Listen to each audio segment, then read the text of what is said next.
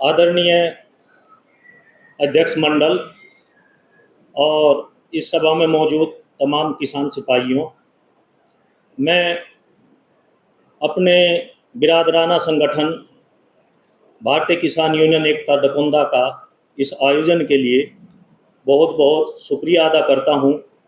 और वास्तव में ये मौका बेहद महत्वपूर्ण है जब हमको अपने अनुभव, अपनी परेशानियां, अपने सुख दुख एक दूसरे के साथ साझा करने का मौका मिला है।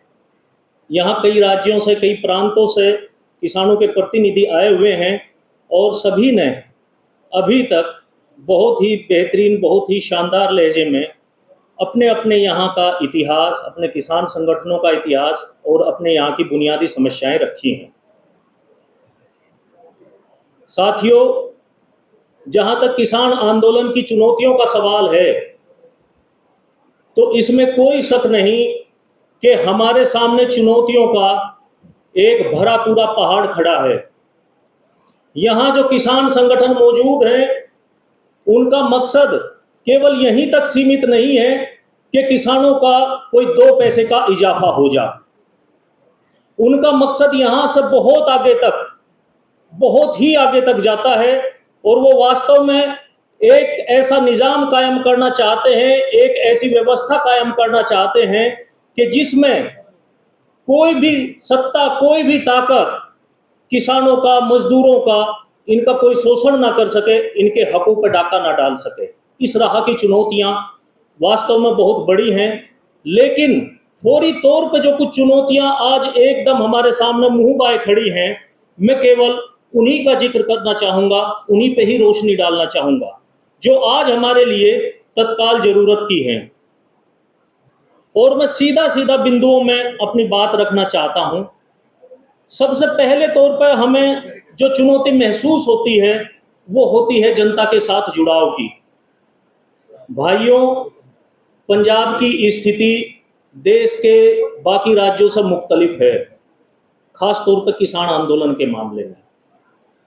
1-2 राज्य और हैं ऐसे, जैसे कर्नाटक है, महाराष्ट्र है, जहां किसान संगठनों का जनता के साथ जुड़ाव है। इसके अलावा जितने प्रांत हैं उनमें लगभग सभी में हम देखते हैं कि किसान संगठन भले ही वो किसी भी धारा के हों, वो क्रांतिकारी धारा के हों या गैर क्रांतिकारी धारा के, जनता के साथ उनका जुड़ाव वास्तव में बेहद कम है। जितना जबरदस्त संघर्ष हम लोगों के सामने खड़ा है, एक जालिम निजाम जो कश्मीर से लेकर कन्याकुमारी तक और अरुणाचल प्रदेश से लेकर गुजरात तक पूरी तरह से एकजुट है, एक हुक्म पे, एक इशारे पे जिसकी पूरी सत्ता काम करती है, उससे लोहा लेने के लिए, उसे चुनौती देने के लिए अपनी जनता को जिस हद तक एकताबद्ध करने की जरूरत है, ऐसी एकता किसान संगठन अपने किसानों के बीच में कायम करने में अभी तक सफल नहीं है। ये सच्चाई है और हमें इसे जो है बिल्कुल खुले दिल से स्वीकार करना चाहिए। ये हमारे लिए एक बहुत बड़ी चुनौती है। जनता के साथ जिस तरह का मछली पानी का रिश्ता होना चाहिए, जनता के साथ नेताओं को जिस तरह से जनता की भाषा में बात करनी चाहिए, उस तरह की भाषा का अभाव है, उस तरह के साहित्य का अभाव है। हमारे यहीं किसान आंदोलन की बहुत उर्वर जमीन का इलाका रहा है पश्चिम उत्तर प्रदेश। चौधरी महेंद्र सिंह टिकैत साहब का जिक्र भी आया, अभी राकेश टिकैत साहब भी हैं। लेकिन भाइयों, बहुत ज्यादा बदलाव आ चुका। किसान यूनियन का एक भी पदाधिकारी ऐसा आपको ढूंढने से नहीं मिलेगा जो स्कॉर्पियो में ना चलता हो। एक अभी मुजफ्फरनगर में एक घटना हुई थी जिसमें हम लोग भी शामिल हुए थे, जिसमें स्कॉर्पियो कारों की संख्या वो सैकड़ों में थी और ट्रैक्टर जो है वो 5, 7, 10 ट्रैक्टर हम लोग ही लेके गए थे, जबकि वो हमारे इलाके का सबसे मजबूत संगठन है। अगर किसानों की अपनी दुख दर्द की लड़ाई, अपनी दुख दर्द की राजनीति, चुनावी राजनीति को तो हम छोड़ दें, लेकिन जो ये अपनी पीड़ा की, अपने दुख दर्द की अपनी राजनीति है, अगर ये भी जो है बड़ी बड़ी गाड़ियों से होने लगी तो ये कहां पहुंचेगी, इसका हम और आप बखूबी अंदाजा लगा सकते हैं। जो क्रांतिकारी धारा के संगठन हैं, हम जैसे भी जो संगठन है, मैं सबसे पहले अपने ऊपर बात लेकर कहता हूं, हमारे अंदर भी अभी तक वो ताप तेवर, वो भाषा, वो अपनी जनता से वो दिली लगाव, उसके दुख दर्द के साथ वो एक गहरा रिश्ता अभी तक कायम नहीं हुआ है कि जिसमें पीड़ा किसी दूर दराज के घर में बैठे हुए किसानों को हो और वो दर्द हमें महसूस हो। ये रिश्ता अभी तक हम लोगों का कायम नहीं हो पाया है और ये आज एक बहुत बड़ी चुनौती हमारे सामने है। अगर हम इस चुनौती को सर कर जाते हैं, अगर इस पर हम फतह हासिल कर लेते हैं, तो निश्चित तौर पर यह सरकार हमारा रास्ता नहीं रोक सकती। हम आगे के सारे कामों को सर करते हुए चले जाएंगे। मेरे भाइयों और किसान आगुओं, दूसरी समस्या जो मुझे लगती है वो है नीतियों संबंधी जानकारी की। हम सुबह से ही सुन रहे कि 90 के बाद में ऐसा दौर आया, ऐसी नीतियां बनी, न उदारवाद की नीतियां बनी। आप भी सभाओं में, आंदोलनों में जाते हैं, हरदम नीतियों का जिक्र होता है, लेकिन वे कौन कौन सी नीतियां थी, उनका असर हम लोगों के ऊपर कैसे हुआ, इसके बारे में बहुत ही कम बात होती है। और ये इतनी गहराई से हम लोगों को प्रभावित करती है। एक छोटा सा उदाहरण मेरे साथी ने दिया था, उसने बताया था कि पश्चिमी उत्तर प्रदेश में 98% सिंचाई निजी ट्यूबवेल से होती है, जबकि उसी पश्चिमी उत्तर प्रदेश में सन 90 से पहले सिंचाई की जिम्मेदारी मुख्य रूप से सरकार के पास थी। पूरे इलाके में नहरें हैं, रजवाए हैं, छोटे छोटे कुलाबे हैं, सरकारी ट्यूबवेल थी जिनके ढांचे, जिनके खंडहर आज भी खड़े हुए हैं। एक पोस्ट होती थी प्लेटर की, एक ट्यूबवेल पर 3 सरकारी कर्मचारी लगते थे। लेकिन 90 के बाद की नीतियां में, उदारवादी नीतियां, सिंचाई की नीतियों में जो बदलाव लेकर आई, वो हमारी जो साझी सिंचाई की व्यवस्था थी उसको खा गई। एक छोटे से गांव में हमने गिनती करी थी 250 ट्यूबवेल हैं। एक ट्यूबवेल का अमूमन खर्च, उसे गाड़ने का, लगाने का खर्च जो है वो लगभग 3 लाख रुपए है। 10-10, 12-12 बीघे के किसान जो उनसे अपने बच्चों की फीस भी कर्ज लेकर देते हैं, वो उस ट्यूबवेल को कर्ज लेकर गाड़ने पर मजबूर होते हैं। उनसे उसका ब्याज नहीं पटता। बिजली के बिल का जो है हर महीने 2000, 2500, 3000 तक का बिल जो है वो अलग से खड़ा हुआ है। ये इतने जालिम शासक हैं कि जो राजे रजवाड़े थे, जिनके जालिमाना किस्से हम आज भी सुनते हैं, वो भी कम से कम इनसे इस मामले में बेहतर थे कि सिंचाई का इंतजाम उन्होंने किया था। उन्होंने तालाब खुदवाए, उन्होंने नहरें बनवाई। वो मुगलों का दौर रहा हो या उससे बाद में जो अंग्रेजी राज रहा, उन्होंने भी कितनी सारी नहरें बनवाई। आजादी के बाद में भी कुछ नहरें खुदवाई गई, जो पुरानी नहरें थी उन्हें चालू रखने का इंतजाम करवाया गया। लेकिन इन्होंने 1990 के बाद में जो नीतियां लेकर, केवल एक सिंचाई के मामले में मैं कह रहा कि वो सारा का सारा सिस्टम इन्होंने ध्वस्त कर दिया। एक छोटे से गांव में 200-250 ट्यूबवेल, एक ट्यूबवेल का खर्चा 3 लाख, इसे अगर हम गुना करके देखें तो एक गांव से हर महीने केवल सिंचाई के नाम पर अरबों रुपया जो है वो कारपोरेट की जेब में जा रहा है। जब हमारा किसान आंदोलन हुआ तो मेरे ख्याल से 1990 के बाद का ये पहला आंदोलन था जो नीतियों को एजेंडे पर लेकर आया था, जिसमें जो है पूरा देश सरकार के कानूनों के खिलाफ, सरकार की पॉलिसी के खिलाफ खड़ा हुआ था। किसानों में एक जज्बा था नीतियों को जानने का, समझने का। लेकिन आंदोलन खत्म हुआ, हम भी घर लौट आए, जनता घर लौट आई। उसके बाद में कितनी कितनी नीतिगत हमले ये सरकार कर चुकी है, उसकी अगर एक फेहरिस्त तैयार करें तो एक रजिस्टर भरेगा। उसके बाद में जो है दर्जनों तरह के बदलाव खेती संबंधी नीतियों में हो चुके हैं।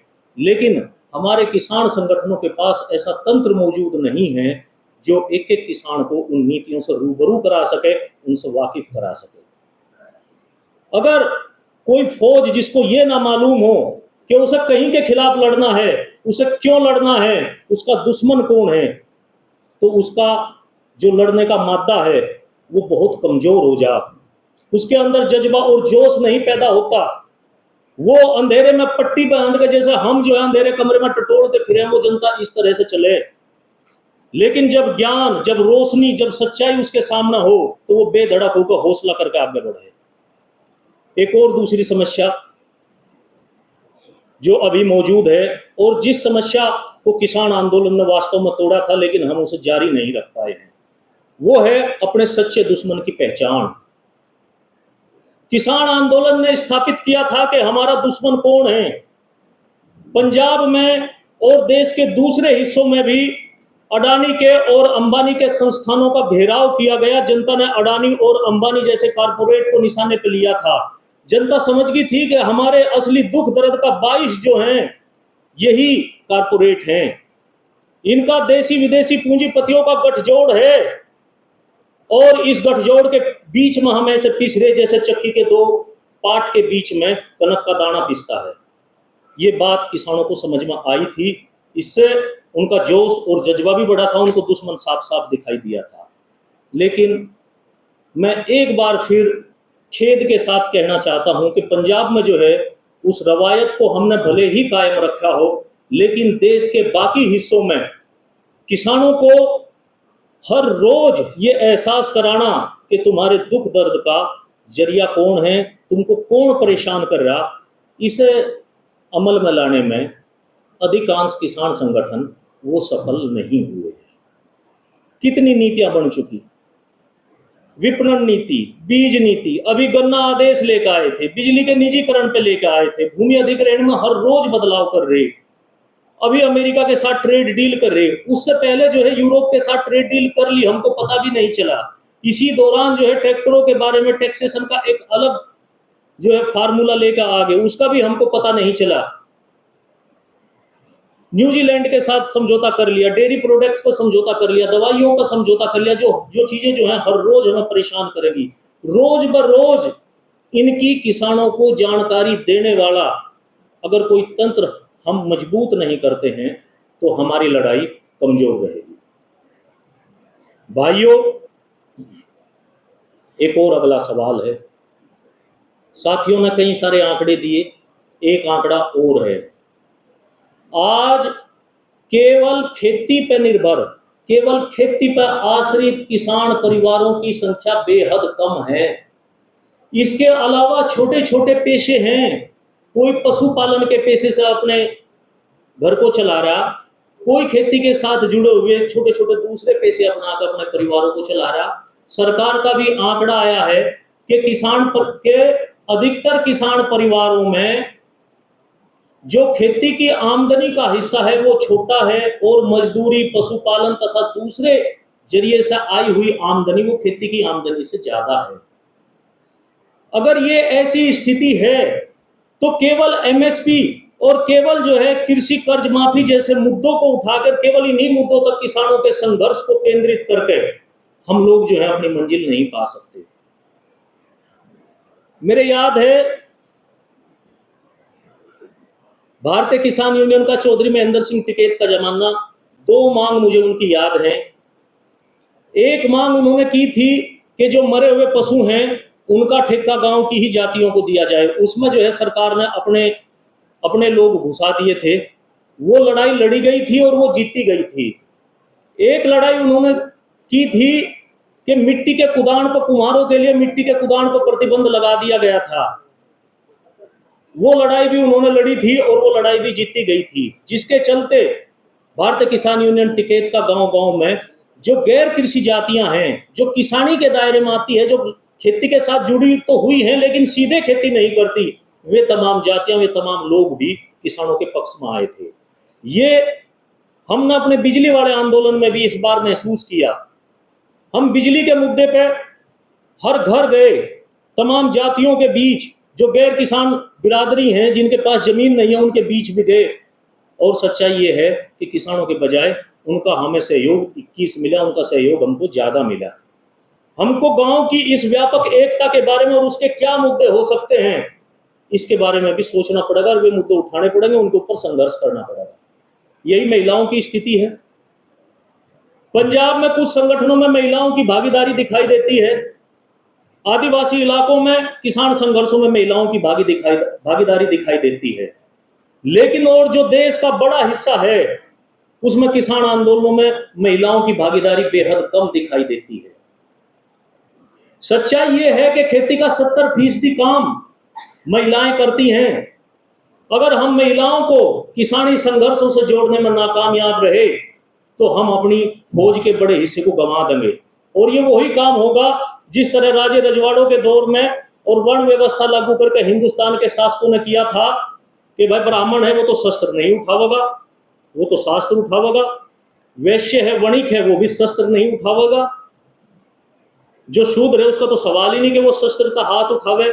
तो पूरे समाज का एक बहुत छोटा सा हिस्सा क्षत्रियों के रूप में एक बहुत मुट्ठी भर लोग ऐसे रहे कि जो लड़ने भिड़ने के लिए जाते थे, और उसका अंजाम ये हुआ कि 2-2 4-4 हजार घुड़सवारों की फौज लेकर आते थे विदेशी और इस देश को गुलाम बना के चले जाते थे। यही अगर हम अपनी पूरी फौज को इकट्ठा नहीं करेंगे, किसानी के जितने जितने हिस्से हैं उन सबको इकट्ठा नहीं करेंगे, अगर हम महिलाओं को इकट्ठा नहीं करेंगे तो हमारी फौज केवल किसानों के तौर पर बहुत छोटी फौज रह जाएगी और हमारे हारने की गुंजाइश बहुत ज्यादा रहेगी। साथियों, एक और बहुत बड़ी कमी अपनी मुझे महसूस होती है, अपने आंदोलन की महसूस होती है, वो है देश के किसानों के बीच में जुड़ाव की समस्या। आज ये जो नया दौर आया है जिसके बारे में मेरे साथी बता रहे थे कि हमारा पूरा इलाका ऐसा है कि जहां तक आपकी निगाह जाएगी गन्ने के अलावा कुछ भी दिखाई नहीं देगा। यही स्थिति पंजाब की है। यहाँ आवे तो एक सीजन में जहां तक निगाह जाएगी गेहूं दिखाई देगा, दूसरे सीजन में धान दिखाई दे जाएगा। पूरे देश को इसी तरह के पॉकेट में आज बांट दिया गया है। कहीं केवल गन्ने की खेती है, कहीं केवल धान और गेहूं की खेती है, कहीं केवल कपास की खेती है, कहीं केवल सोयाबीन की खेती है, कहीं केवल मक्का जवार बाजरा की खेती है, कहीं केवल आलू की खेती है। आज स्थिति यह है कि गन्ने वाले को यह नहीं पता कि आलू वाले की क्या दिक्कत है, धान वाले को यह नहीं पता कि कपास वाला और सोयाबीन वाला किस समस्या से जूझ रहा। 2-2 4-4 जिलों को मिला मिला के एक एक पॉकेट है। अगर आज हम कहें हिंदुस्तान का किसान, तो हिंदुस्तान के किसान में जाति और धर्म की ही दर्जेबंदी नहीं है। सबसे बड़ी दर्जेबंदी जो आज एक बहुत बड़ी चुनौती के तौर पर हमारे सामने खड़ी, वो है फसलों के जरिए जो दर्जेबंदी की गई है। हमारे जिलों से ठीक लगता हुआ आलू के किसानों का इलाका है। आलू के किसानों की अब की बार ये दुर्गत हुई कि कोई 1.5 रुपया किलो 2 रुपया किलो में भी उनका आलू उठाने के लिए तैयार नहीं था। किसान सड़कों पर आलू फेंकने लगे तो सड़क पर आलू फेंकने के ऊपर आलू फेंकने के चलते किसानों के ऊपर मुकदमे दर्ज किए गए, FIR की गई, लेकिन गन्ना किसान जो है चुपचाप बैठे रहे। उसके ठीक आगे अगर हम देखें तो दूसरी फसलों के किसानों का इलाका है, कोई उनकी मदद के लिए नहीं आया। और अलीगढ़, मथुरा, एक हिस्सा बुलंदशहर का, इटावा, इस एक पॉकेट के जो पूरे किसान थे आलू के किसान, वो जो है बुरी तरीके से तबाह हुए। उनका मुद्दा कहीं न तो उनके ही पास के जिलों के दूसरे किसानों ने उठाया और न ही कहीं भी राष्ट्रीय स्तर पर उठा। इससे पहले यही स्थिति प्याज के किसानों के साथ हुई। उससे पहले ये स्थिति जो है हिमाचल प्रदेश के सेब उगाने वाले किसानों के पास हुई। 2 साल पहले यही स्थिति यहाँ के केरल और कर्नाटक के अनानास उगाने वाले किसानों के साथ हुई थी। यही स्थिति मसाले उगाने वाले किसानों के साथ हो चुकी है। यही स्थिति रबर उगाने वाले किसानों के साथ हो चुकी है। और यही स्थिति अब मेरे इलाके में आम पैदा करने वाले किसानों के साथ हो रही है। न ये उनके मुद्दे, उनकी समस्याएं, उनकी पीड़ाएं न राष्ट्रीय मंच पर उठे और न ही जो है स्थानीय स्तर पर किसी ने उनके साथ कोऑर्डिनेशन किया, किसी ने उनके साथ सहयोग किया। हमारी तो सीमाएं हैं। हम जो है एक बहुत छोटा सा संगठन है, 2-4 जिलों में सिमटे हुए हैं, उनमें भी छितरे हुए। लेकिन कई सारे संगठन ऐसे हैं जो पूरे देश के पैमाने पे हैं, जिनके कर्नाटक, केरल और देश के तमाम राज्यों में अलग अलग जिलों में जिनकी इकाइयां हैं, जिनकी यूनिट है, उन्होंने भी उनके मुद्दों को नहीं उठाया। अखिल भारतीय किसान सभा, पूरे देश में उनका संगठन मौजूद है। लेकिन केरल के किसानों के साथ क्या बीत रही वो पश्चिमी उत्तर प्रदेश में नहीं बताते। पूर्वोत्तर के सिक्किम, मणिपुर, नागालैंड, मिजोरम के किसानों के साथ क्या बीत रही वो मध्य प्रदेश और बिहार के अपने किसानों को ये नहीं बताते। तो सारे किसान जो हैं अलग अलग किल्ले किल्ले अपनी लड़ाई लड़ते रहे, दूसरे को उनके दुख दर्द की, उनकी लड़ाइयों की कोई खबर नहीं मिलती। हम अपनी आज़ादी की लड़ाई के दौर पर बात करें, गांधी जी भी इतना करते थे कि कम से कम पूरे देश में घूमते थे। वो कहाँ के, गुजरात के रहने वाले थे और चंपारण में जाकर उन्होंने आंदोलन खड़ा किया। स्वामी सहजानंद सरस्वती को हम जानते हैं कि देश के जिस हिस्से में भी किसान आंदोलन होता था वो वहां पहुंचते थे। और भी तमाम नेताओं के उदाहरण हम लोगों को मिल जाएंगे। छोटे छोटे आंदोलन, बारदोली जैसा आंदोलन, अवध जैसा आंदोलन जो है, नेहरू ने अवध के आंदोलन में जैसे ही शिरकत की, उसको उन्होंने एक राष्ट्रीय आंदोलन बना दिया। तमाम किसानों तक उसकी रोशनी पहुंची। पगड़ी संभाल जट्टा आंदोलन जो है वो पंजाब का आंदोलन था, लेकिन उसकी उसकी रोशनी जो है वो मध्य प्रदेश और बिहार और बंगाल के इलाकों तक भी पहुंची। आज हमारे पास ऐसा जरिया नहीं है। आज जो है, मैं माफी चाहूंगा ये कहते हुए,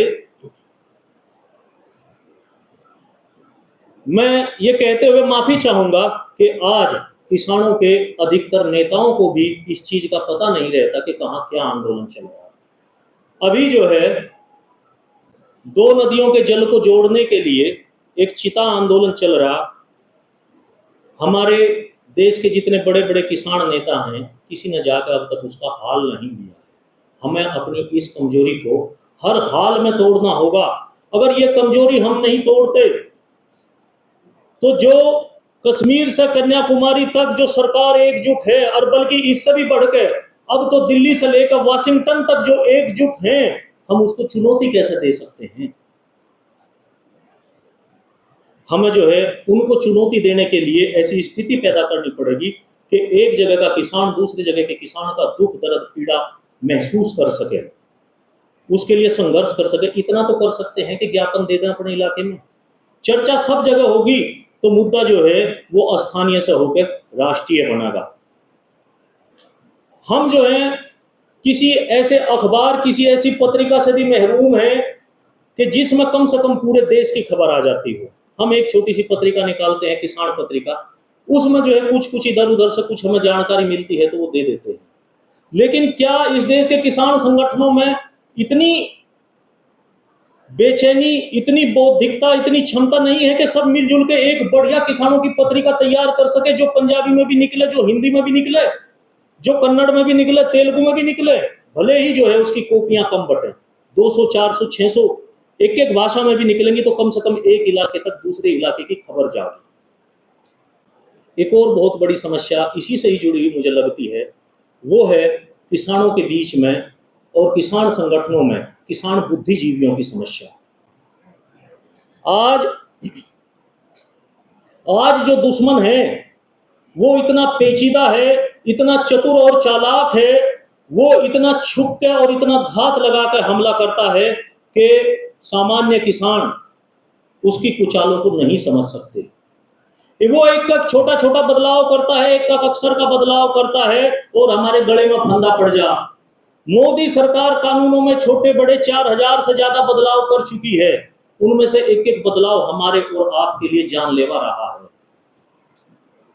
आज कृषि बुद्धिजीवियों के क्षेत्र में जितने बड़े बड़े नाम हमको दिखाई देते हैं, आप जो है गौर करना, उनमें से एक भी ऐसा नहीं है जो वहां तक की बात करता हो कि हम एक ऐसा निजाम कायम करना चाहते हैं जिसमें कोई किसान और मजदूर के हक पर डाका ना डाल सके।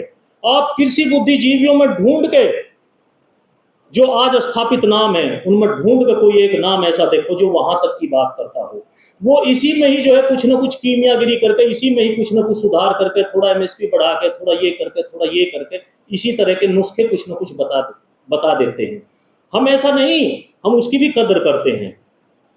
लेकिन मेरे भाइयों, हमें इस तरह के बुद्धिजीवियों का एक समूह, एक घेरा तैयार करने की जरूरत है जो सरकार के एक कुचक्र को हमारे सामने खोल कर रख सके, ताकि उसे लेकर जो क्रांतिकारी किसान कार्यकर्ता हैं वो अपनी जनता के बीच में जा सके, वो अपनी जनता को जागरूक कर सके, अपनी फौज को तैयार कर सके, उसे उत्साहित प्रोत्साहित कर सके। इस तरह के ये जो कुछ 5-6 काम हैं, ये तो मुझे ऐसे लगे कि जो तत्कालिक तौर पे, जो तुरंत किसानों के मौजूदा आंदोलन को मजबूत करने के लिए लाजमी हैं। अगर हम ये नहीं करेंगे तो हमारा आंदोलन आगे की ओर बढ़ने के बजाय पीछे की ओर गति करना शुरू करेगा। हमें जिन ताकतों से टकराना है वो ताकतें बेहद चतुर चालाक, बेहद संगठित हैं। वो आज सब कुछ करने को तैयार हैं। वो आज जो है एक छोटी सी बात कहने के लिए भी किसी को जेल में डाल सकती हैं, छोटा सा प्रतिरोध करने के लिए भी किसी को देशद्रोही घोषित कर सकती हैं। पूरे निजाम पर उनकी पकड़ बेहद कड़ी है, जिसे साथी जो है फाशीवाद और तानाशाही का नाम दे चुके हैं। उन्होंने बिल्कुल सही कहा है। अगर ये कुछ तात्कालिक काम इस जालिम सरकार के खिलाफ खड़ा होकर और लड़ने के लिए ये नहीं करेंगे हम, तो मुझे नहीं लगता कि हमारा किसान संगठन, हमारा किसान आंदोलन बहुत मजबूती से आगे बढ़ेगा। मैं अपनी बात इस चीज के साथ समेटना चाहता हूं कि ऐसा नहीं है कि हम इस चीज से मुंह मोड़ लेंगे। अगर हम आज इन समस्याओं से लोहा ले रहे, अगर हमने दिल्ली को घेरने जैसे एक जुझारू, एक शानदार आंदोलन में भागीदारी की है, उस आंदोलन को खड़ा करने का काम किया है, तो उसके सामने तो ये चुनौतियां बहुत छोटी हैं। और निश्चित तौर पे हम इन चुनौतियों पे भी फतेह हासिल करेंगे और निश्चित तौर पे इस जालिम सरकार का मान मर्दन करने में भी हम लोग सफल होंगे। इनकलाब जिंदाबाद, किसान मजदूर एकता जिंदाबाद। बहुत बहुत धन्यवाद साथी प्रवीण चौधरी जी, किसान एकता केंद्र से। मैंने पहले बोला था साथी पराग जी